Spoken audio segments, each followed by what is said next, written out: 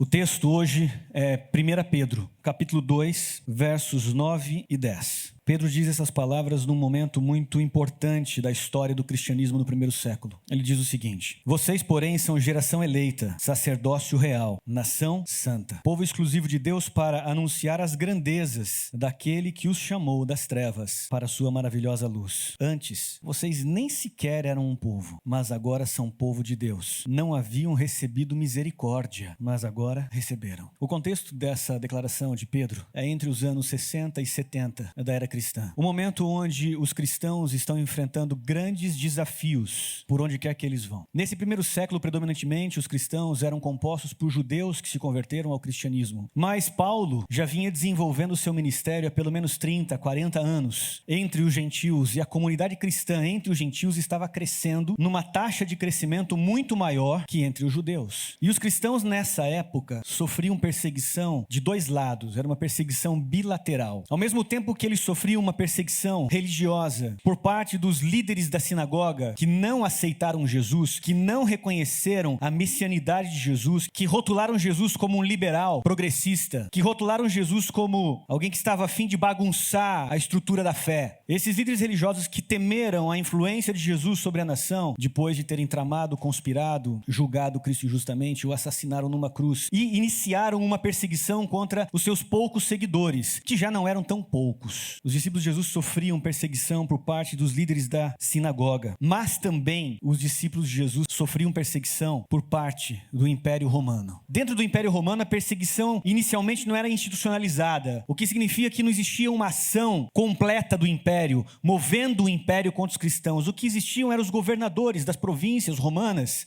que por causa das suas alianças políticas com as lideranças locais, alguns perseguiam os cristãos, outros não perseguiam. Mas no ano 62, Nero, louco imperador de Roma, incendeia Roma. E ele acusa quem pelo incêndio de Roma? Os cristãos. E a partir do incêndio de Roma, em 62, essa perseguição que até então não era unificada contra os cristãos, ela começa a tomar força. E evidentemente para o romano, ele não fazia distinção entre cristão e judeu. Porque como a maioria dos cristãos vinham da Judéia, como o Messias cristão era judeu, e quem aceitava Jesus tinha que andar na rua olhando para frente e com dois olhos para trás, porque se descuidasse, poderia perder a vida, ou nas mãos de religiosos fanáticos judeus, ou nas mãos de simpatizantes do Império Romano. E é diante disso é que Pedro faz questão de lembrar a todos os cristãos que viviam no primeiro século de coisas que nenhum de nós jamais poderíamos nos esquecer. Diferente da nossa sociedade hoje, no tempo de Pedro, quando nascia uma criança, e quando essa criança começava a falar e a entender, ali seus 2 anos, 3 anos, os pais começavam a contar as histórias nacionais, as histórias de como Deus livrou Israel, de quem era Deus. Eles começavam a contar as histórias contidas na Torá, nos 5 primeiros livros da nossa Bíblia, para as crianças. E desde pequenos, essas crianças, eles ouviam falar dos seus heróis, Moisés, Josué, Calebe, Isaías, os grandes heróis da nação judaica, que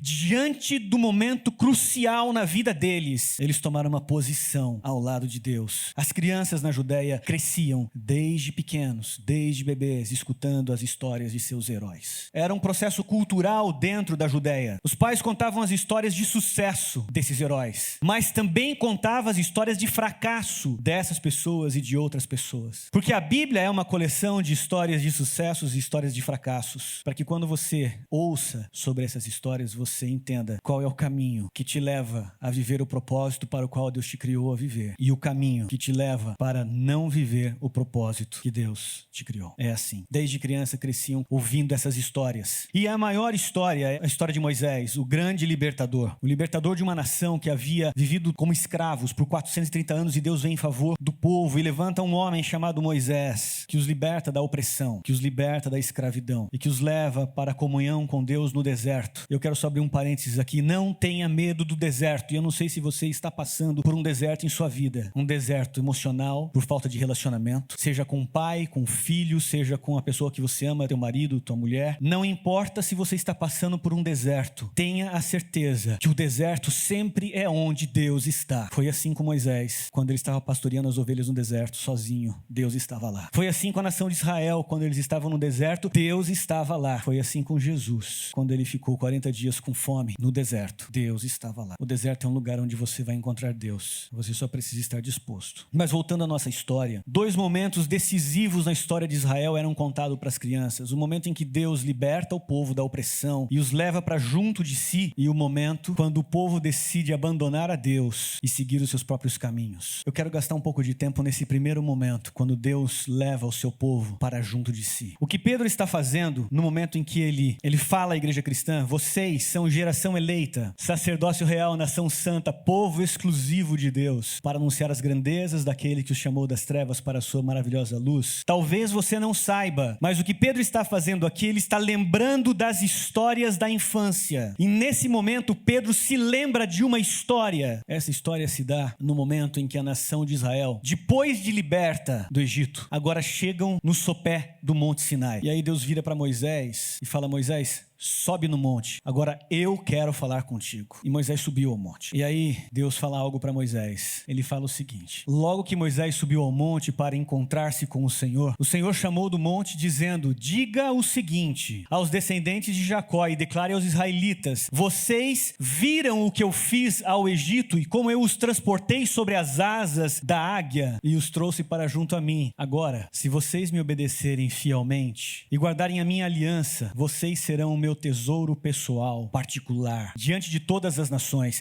Embora toda a terra seja minha, vocês serão para mim um reino de sacerdotes e uma nação santa. Essas são as palavras que você dirá aos israelitas. Quando Pedro vira para a igreja cristã, que agora está ameaçada, perseguida pelos líderes religiosos do tempo dele e pelo Estado, Pedro faz questão de lembrar aos cristãos o desejo de Deus de que vivesse uma experiência única e absoluta com Ele. Você precisa entender o que significa geração eleita de maneira muito simples. É a geração que presencia a libertação. Uma geração, um grupo de pessoas que foram as testemunhas da libertação, que presenciaram o ato maravilhoso de Deus em libertar o seu povo. Uma geração especial. Especial não só pelo fato de que eles presenciaram, mas especial pelo fato de que agora que eles presenciaram e vivenciaram, sentiram a alegria da libertação, que agora nada poderia fazer eles pararem de falar e de contar os grandes feitos, as grandes obras de Deus na vida deles. E uma vez que você recebe o milagre, uma vez que você está envolvido nesse processo libertador de Deus, você não consegue ficar quieto. Por isso eles são eleitos, porque ao Deus libertá-los, Deus os convoca ao testemunho, ao testemunhar aquilo que Deus já fez. É isso. Segunda expressão que aparece em Pedro é a expressão sacerdócio real. Uma expressão que destoa um pouco de Êxodo 19, mas carrega de maneira integral o seu significado. Vocês são sacerdotes. O que significa ser um sacerdote? A figura do sacerdote é a figura de alguém que está entre você, pecador, e um Deus perfeito e santo. A figura do sacerdote é a figura daquela pessoa que está entre. O próprio termo sacerdote, se você for olhar no dicionário, significa mediador, aquele que faz mediação, figura de um advogado diante de um juiz. E o interessante é que nessa história, Deus convoca toda a nação, dizendo: vocês serão para mim como um reino de sacerdotes. Não parece que Deus quer um sacerdote em Israel. Ao ler o texto, parece que Deus quer que todos sejam sacerdotes, todos sejam mediadores. É isso. Terceira expressão, nação santa. Quem de nós é santo? Quero ver as mãos. Quem de nós é santo? Só eu? 2, quem mais? 3, 4.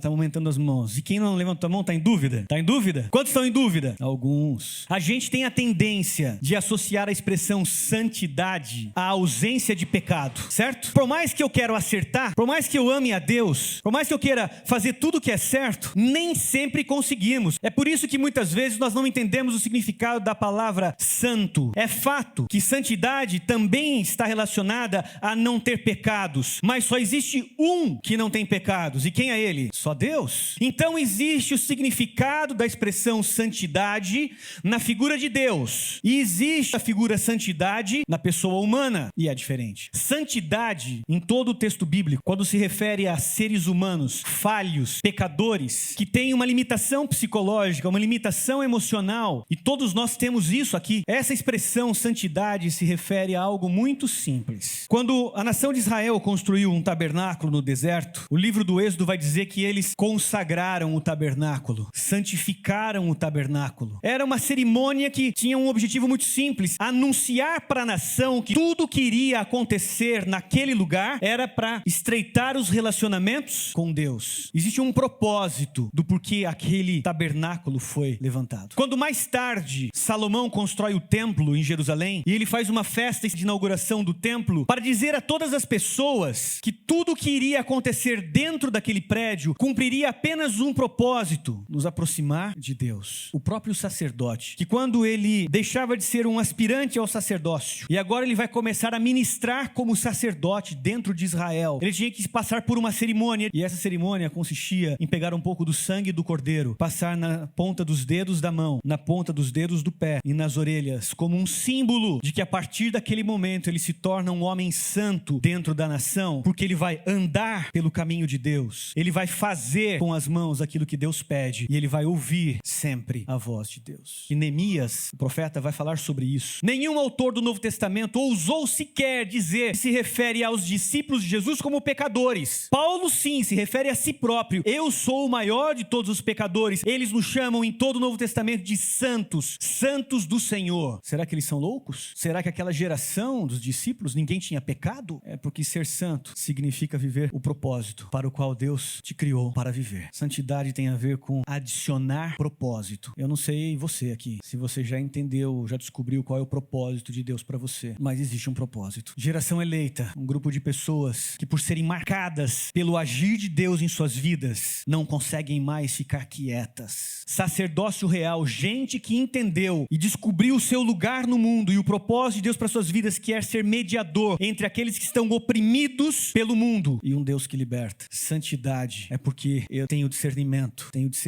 de que eu estou na presença de Deus, eu ando com Deus, eu trabalho com Deus, eu ouço a Deus. Povo exclusivo de Deus é a quarta expressão. Não preciso explicar muito, né? Exclusivo, a palavra já explica tudo. Lembra o primeiro mandamento evocado por Deus em cima da montanha? Não terás outros deuses diante de mim. Que Deus está dizendo o seguinte: olha, somos exclusivos um do outro, sem prostituta no meio, sem pornografia no meio, sem mentira entre a gente, sem fingir que não entende o que está acontecendo. Somos nós, um do outro, propriedade exclusiva um do outro. É isso, propriedade exclusiva, exclusividade. Essa é a relação que tem. Ao Pedro evocar esses 4 títulos de honra que falam do sonho de Deus para aquela nação, e agora Pedro evoca esses títulos e diz que os cristãos, aquilo que não se cumpriu em Israel, deverá se cumprir na vida dos cristãos. Quando ele faz isso, ele está dizendo para mim e para você qual é o propósito de Deus para a sua vida. Eu não sei se você consegue, porque talvez possa estar faltando na sua vida o agir de Deus de maneira profunda. Esse desejo de Deus para que você seja alguém eleito dentro da sua geração, seja transformado de maneira extraordinária por Deus, ao ponto que você não consegue se calar em sua geração. Você ser um sacerdote, alguém que está entre as pessoas que estão oprimidas e sofrendo, e Deus como libertador.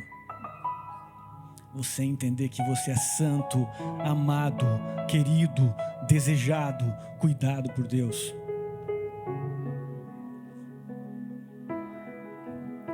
E que Ele quer ter uma relação exclusiva com você. O texto de Pedro, a declaração de Pedro termina dizendo uma coisa: para anunciar as grandezas de Deus. Essas grandezas. A grandeza daquele que nos chamou das trevas para a luz. Muito obrigado. Das trevas para a luz. É isso. Deus quer que você viva na luz, não nas trevas. Deus quer que você seja luz e não trevas.